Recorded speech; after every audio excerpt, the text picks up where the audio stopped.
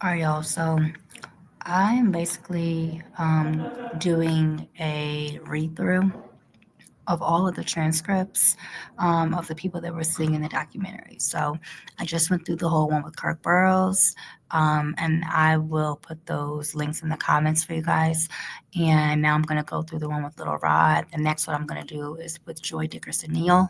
But yeah, so let's get into it. Okay.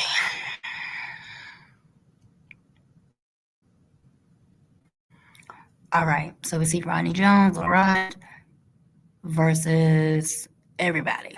Sean Combs, Justin, Ethiopia, Belusin, Charles Grange, which I need more information about that because that is interesting. Christina Corm, Chalice Recording Studio, Love Records, Motown. Wow. Universal Music Group, which is Lucian, whatever. Grange. It's him. All right, let's get into it. Trigger warning. Okay. Plaintiff Ronnie Little Rod Jones hereby alleges as and for his complaint against Puffy, his son. All right, so it just goes over everybody who it is against, jurisdiction and venue. Okay. Let's keep going to get to the facts of the case. What danger? Okay. They kind of look similar. Not really. Kind of. I don't know. Look at Lucian. That's enough. Ethiopian. God, Christina Corn. Okay. All right. Come on. Let's get all the way down here.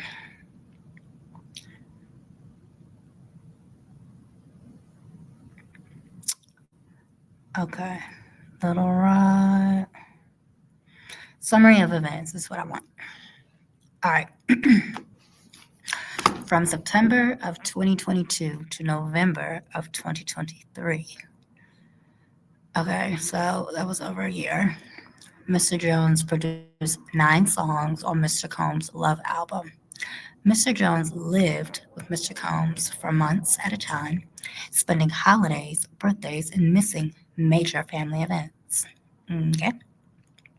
Mr. Jones resided at Mr. Combs' residence located in LA, New York, and Miami. Mr. Jones also spent several weeks on a yacht rented by Mr. Combs in the Virgin Islands. Throughout his time with Mr. Combs, Mr. Jones witnessed, experienced, and endured many things that went far beyond his role as a producer on the Love album. The claims raised in this complaint have been corroborated through witness statements, video and audio recording, and images that Mr. Jones has in his possession. Mr. Combs required Mr. Jones to record him constantly. On several occasions, Mr. Combs took Mr. Jones' cell phone and began recording himself. As a result, Mr. Jones has secured hundreds of hours of footage and audio recordings of Mr. Combs, his staff, and his guests engaging in serious illegal activity. Drop the footage. Drop the footage. Because in hindsight, we already know that Puffy was successful in getting the court to drop breach of contract and I think racketeering in this particular lawsuit against him with Little Rod. I believe everything else is pending, but oh yeah, drop that footage, Little Rod. Mr. Jones has secured irrefutable evidence of the acquisition, use, and distribution of ecstasy, my God, cocaine, GHB, ketamine, marijuana, and mushrooms. Okay. The displaying and distribution of unregistered illegal firearms. Mr. Combs providing laced alcoholic beverages to minors and sex workers at his homes. Oh my. Mr. Combs' chief of staff, Christina Corm, instructing her staff to retrieve drugs so she can provide it to Mr. Combs for his consumption. Christian Combs drugging and sexually assaulting a woman. Wow. Okay. Okay. Mr. Combs detailing how he planned to leverage his relationship with Bishop. What? With Bishop T.D. Jakes to soften the impact on his public image of Cassie Ventura's lawsuit. Hold on. Okay, let me read that again. Mr. Combs detailing how he planned to leverage his relationship with Bishop T.D. Jakes to soften the impact of his public image of Cassie Ventura's lawsuit. Okay, so he wanted to like buddy up with T.D. Jakes so that people would look at him in a better light. I got it. Young Miami's cousin and or assistant sexually assaulting Mr. Jones, actor Cuba Gooding Jr. sexually harassing and assaulting Mr. Jones, rapper redacted on Mr. Combs' yacht, consorting with underage girls, sex workers, and R&B singer redacted in Mr. Combs' LA home, consorting with underage girls and sex workers. Who are they, Little Rod? Who are they? Who are they? Okay. Chalice Recording Studio shooting. On or about September 12, 2022, Mr. Combs held a writers and producers camp at Chalice Recording Studio. Present at this camp were Mr. Combs, his son Justin Combs, and Justin's friend named G.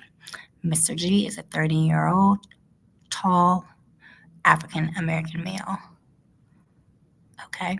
In addition to these individuals, other musicians were present at the camp. This writer has spoken to several musicians who attended the camp. One evening during the camp, Mr. Combs, Justin Combs, and G were in a heated conversation. That conversation was moved out of the studio into a restroom adjacent to where Mr. Jones was sitting. Mr. Jones was approximately 2 feet away from the bathroom when gunshots rang out. Mr. Jones recalls hearing multiple gunshots. Mr. Jones immediately went into a state of shock and feared that he would be shot next. Oh, Lord. Mr. Jones genuinely believed that he would be shot through the door due to how close he was. After the shooting ended, a crowd gathered around the restroom. After the shooting ended, a crowd gathered around the place where the shooting was. Um, all right. When the door finally opened, Mr. Combs and J. Combs exited. G was lying on the restroom floor in a fetal position, holding his stomach and bleeding out of his leg hip area. Everyone stood around looking upon G. Frustrated by the lack of aid, Mr. Jones dropped everything, ran to G, and immediately began placing pressure on G's gunshot wound to his stomach. Okay. Applying pressure on his stomach, Mr. Jones realized that G was gushing blood from another area near his leg or hip. Okay, so he was shot multiple times. Got it. He decided to lift G and place him on the toilet. Mr. Jones asked the crowd to call the ambulance. Mr. Jones lifted G and brought him to the ambulance at the studio's front. At this time, Mr. Combs and Justin disappeared to another part of the studio. Mr. Combs gave strict instructions to inform the police that he had nothing to do with the shooting. He also forced Mr. Jones to lie to the police by telling them that G was shot standing outside by a drive-by assailant. Well, that could have easily been refuted with cameras. Man shot outside party at Hollywood recording studio. At least one person was shot at a party at a Hollywood recording studio. Officers were called to check into reports of a shooting at about 3 a.m. At the location, they found a man had been shot after stepping outside the studio. The man in his 30s was taken to a hospital in stable condition. He was reportedly shot in the abdomen. Several people sitting outside the location were being questioned. No information was released. And it's unknown if the shooting was gang related. Look how they do. Now, why did it have to be gang related? Okay. But I mean, this really speaks to Puffy's power and influence. He got a whole article. That was a lie. The man in his 30s was taken to a hospital in stable condition. He was reportedly shot in the abdomen. Okay, we just read that. Mr. Jones had several corroborated witnesses who spoke with this writer anonymously due to fear of retaliation. They have agreed to speak publicly when subpoenaed. Mr. Jones has the clothing he wore that day and believes it may still have the stains and DNA of G's blood. The following are screenshots of the aftermath of the restroom where G was shot by either Mr. Combs or Justin Combs. Oh, that's terrible.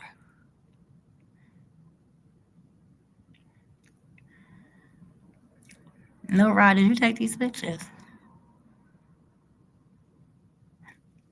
Clearly, G was not shot outside of the studio as Mr. Combs instructed his team to report to law enforcement. Mr. Combs and defendants provided private security for the writers' camp at defendants' CRS. The security was porous and lackluster at best. The fact that either Mr. Combs and J. Combs were allowed to enter CR's Chalice recording studio with guns and those guns were not confiscated by security is a clear breach of duty by Mr. Combs to protect Mr. Jones and other attendees of this writer's camp. Hmm. As a result of this shooting, Mr. Jones is severely traumatized. Mr. Jones now suffers from PTSD, severe anxiety, depression, and insomnia. You better name all of that and some more. Shoot. I name every problem in the book. Bipolar, I'm schizophrenic, shit. I got all of that now. Mr. Jones was sexually harassed. What? Okay, we about to get into it. He was sexually harassed and assaulted by Mr. Combs. Throughout his time living with Mr. Combs, which was like over a year and 2 months, I think. Mr. Jones was the victim of constant, unsolicited, and unauthorized groping and touching of his, oh my, of his anus by Mr. Combs. How does that occur? How does that work? How? I need more information, little Rob. These events took place in LA, New York, Florida, and the Virgin Islands, so at least 4 times or more. In addition to the unsolicited and unauthorized touching, Mr. Jones was forced by Mr. Combs to work in Mr. Combs' bathroom as Mr. Combs walked around naked and showered in a clear glass enclosure. As a Lord, he had to put in Christian. As a heterosexual Christian man, Mr. Jones was uncomfortable with Mr. Combs' advances and expressed his discomfort to Mr. Combs' chief of staff, KK. KK responded to Mr. Jones' complaint with, Sean will be Sean. KK also attempted to downplay Mr. Combs' groping of Mr. Jones' anus and genitals as friendly horseplay, stating that those were acts Mr. Combs' way of showing that he likes you. I bet. Despite these assurances, on several occasions when Mr. Combs began to undress and walk around his house naked, KK would say, "Okay, I'm leaving now." And she would disappear. Yeah, she was getting the fuck up out of there. She said, no, not me. KK's hypocrisy is breathtaking at best, or enabling at worst. Mr. Jones believes that KK aided and abetted Mr. Combs' sexual assault of him and was working with Mr. Combs to groom him into accepting a homosexual relationship. Through these sexually acts, one would say Mr. Combs has a pattern and practice of engaging in such nefarious activity. This ongoing conduct shows that Mr. Combs cannot be rehabilitated. Oh my God. Okay. He cannot be changed. Keep his ass in jail. His actions will stay the same. In so many words. Mr. Combs attempted to groom Mr. Jones into engaging in gay sex. They could have worded that a little differently. Okay. Mr. Combs was aware that Mr. Jones looked up to and idolized music producer Aaron Jordan, Stevie J. Okay, cool. Stevie J is an American DJ, record producer, and television personality. He was part of the Bad Boy Records production team, The Hitmen. Okay, yeah, we know. Stevie J, he produced for Mariah Carey, Tevin Campbell, Biggie, 112, Jodeci, Faith Evans, Jay-Z, and Eve. Stevie J was one of the producers on the Love album. Okay. Mr. Combs used access to Stevie J and his knowledge of Mr. Jones' admiration of Stevie J to groom and entice Mr. Jones to engage in homosexuality. Mr. Jones went so far as to share a video of Stevie J and okay, so we know that this was not Stevie J at this point. We know that um I don't know if he's like a adult entertainer, whomever has come forward. to say that this anally penetrating this man. But regardless, Puffy showed him this video. This was done to ease Mr. Jones' anxiety concerning homosexuality. According to Mr. Combs, this is a normal practice in the music industry.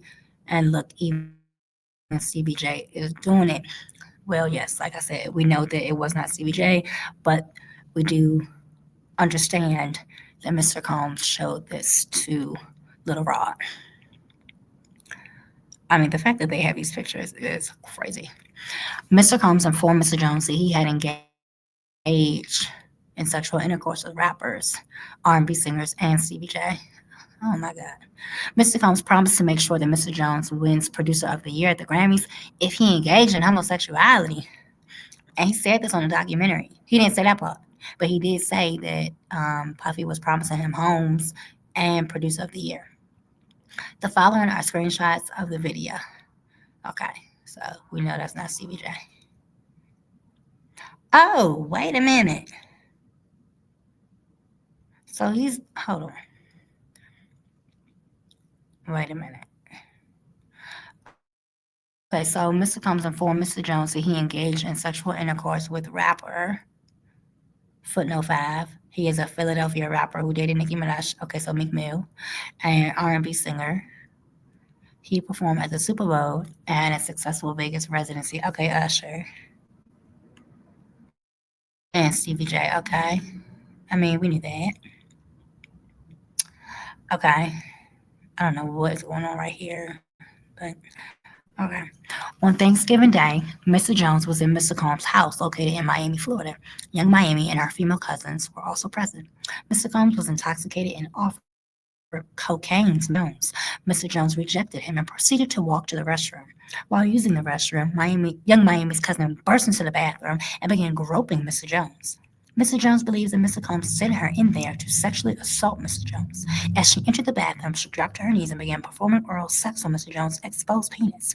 Mr. Jones pushed her away and exited the bathroom. Young Miami's cousin did not accept Mr. Jones' rejection as she proceeded to follow Mr. Jones out of the bathroom. She started undressing and attempted to straddle him and have sex with him in the presence of Mr. Combs and his staff. All right. Once again, Mr. Jones pushed her off. The following are images from a video of young Miami, her cousin, Mr. Jones, and Mr. Combs. Wow. Okay. Hmm. All right. Trafficking and Victims Protection Act. Throughout his time with Mr. Combs, Mr. Jones was transported from California to New York, Florida, and United States. Okay, so he's also saying that he was trafficked. During this time, Mr. Jones was forced to solicit sex workers and perform sex acts to the pleasure of Mr. Combs. Okay, I need more information. I need more information right there. I need more information. He was forced to solicit sex workers and perform sex acts. On who? On who? To the pleasure of Mr. Combs. On or about February 4th, Mr. Combs forced Mr. Jones to bring prostitutes and sex workers back to his home in Miami, Florida. What is that? And sex workers that Mr. Combs forced Mr. Jones to bring back to his home. On or about February 2nd, Mr. Jones believes Mr. Combs drugged him. Mr. Jones recalls waking up naked, dizzy, and confused. He was in bed with two sex workers and Mr. Combs. My God, can you imagine? Can you imagine? It must have been funky as hell in that goddamn bed. Oh my God, there's too many people in the bed. Two sex workers and Diddy. No. He also recalls aimlessly wandering around the house with no clothes on. Mm-mm. What is that? What is this? What is that? Okay, so I, I don't know what I don't know if it's a butt or what. And is that Diddy on the left? Like, what is this? On another occasion in Miami, Florida, um, wait, on Thanksgiving night. So, okay, so hold on, 2022. Okay, so this is 2023, February 2nd. So this happened before. They should have put that first. Anyway, on another occasion in Miami, Florida, on Thanksgiving night of 2022, Mr. Combs asked Mr. Jones and DeForest Taylor to the studio bathroom. He asked them for $100 bill because he wanted them to do cocaine with him. Mr. Jones was scared, but luckily he didn't have $100 bill. So Mr. Combs waited a little later to do coke with young Miami. Oops, put her business right on out there. Okay. Later that evening, he required Mr. Jones to solicit sex workers from Booby Trap on the river. Mr. Jones did so, and Mr. Combs forced him to engage in unsolicited sex acts with these workers. Okay, so he was just like doing a Cassie on him, like, okay, you go get the sex workers, and then you want to have sex with them, and I'm going to watch. Gotcha.